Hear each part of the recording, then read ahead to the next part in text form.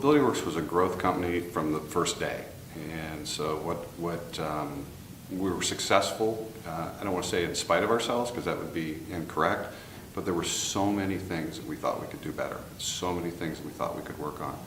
And what we ended up with was these long lists of things that we were going to do, and reams of paper, and you would prioritize them, and you would say, well, we're going to do these 25 things.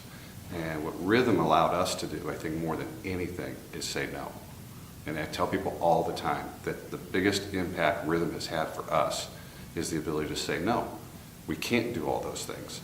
And let's prioritize the ones that are really the most important, and let's work on those things. We follow very stringently the quarterly planning. And so every quarter when we get together, we talk about, we throw up a ton of ideas on the board. There's lots of ideas that are up there. A lot of them are the same every quarter, and a lot of the same ones get whacked off the list and say, you know what, it sounds really important when we're talking about it, but when you put money to it and say, is it really going to pay us a benefit, we tend to say, probably not. And so let's work on something that's really, really important. Probably the biggest example came about just over a year ago, in fact, just now a year ago, where we realized that we didn't have enough human capital to be successful as we continued to grow. We went from 10 stores to 12 stores to 14 stores to now 20 stores. We went from 14 to 20 in the last year. And in our quarterly planning session a year ago, we said, if we have the same group of people in the room, which at that time was five or six, we're in real trouble because we just don't have enough human resources to be successful as we continue to expand. And looking towards the future, we eventually want to have 50 stores, and that's our plan, and we're on our way there. But it wasn't going to be 50 stores with that same group of 5 or 6 people sitting in the room.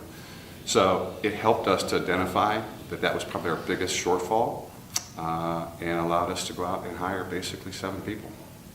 Gave us the comfort that in order to be where we want to be, we've got to invest in those people.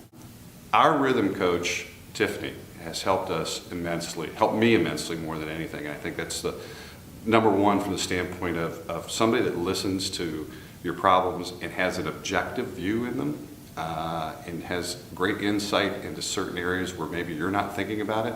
Because sometimes when you're down in the weeds, you don't get up above it, as we talk about. And so she's allowed us to do some of that through a lot of those conversations. She's also helped us in saying, as we continue to grow and expand, we have to continue to push down the Rhythm process, not only to the executive group, but to our regionals, to our marketing side, to our stores, and we're actually talking about pushing it all the way down to almost everybody within the organization.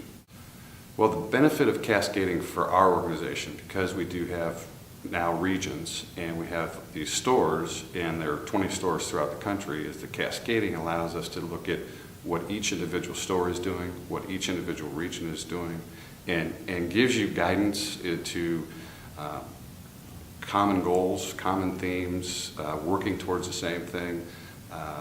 Several years ago, we had service metrics around our service departments, and we thought we were really, really good.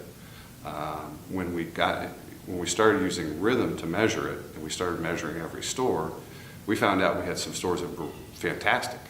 We had some stores that really weren't that good.